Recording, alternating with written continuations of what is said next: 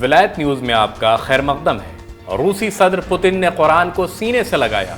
غیر ملکی خبر رساں ادارے کے مطابق روس کے صدر ولادیمیر پوتن نے سویڈن میں حکومت کی اجازت پر عید الاضحیٰ کے روز قرآن پاک کی بے حرمتی کے بعد داغستان میں ایک مسجد کا دورہ کیا اور قرآن پاک کو سینے سے لگائے رکھا۔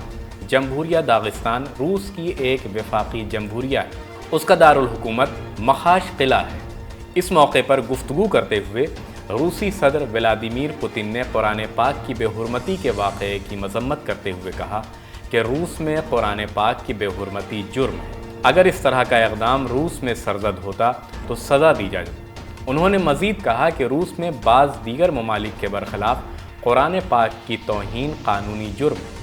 میڈیا رپورٹس کے مطابق صدر ولادیمیر پوتن نے سویڈن میں پیش آنے والے واقعے کے اگلے دن یہ دورہ کیا تھا۔ واضح رہے کہ ایران، پاکستان، ترکیہ، مراکش، اردن اور متحدہ عرب امارات، کویت، عراق اور لبنان نے سویڈن میں قرآن پاک کی بے حرمتی کی شدید مذمت کی۔ اسی طرح دوسری اسلامی اور بین الاقوامی خبروں کو جاننے کے لیے ولایت نیوز سے جڑے رہیے۔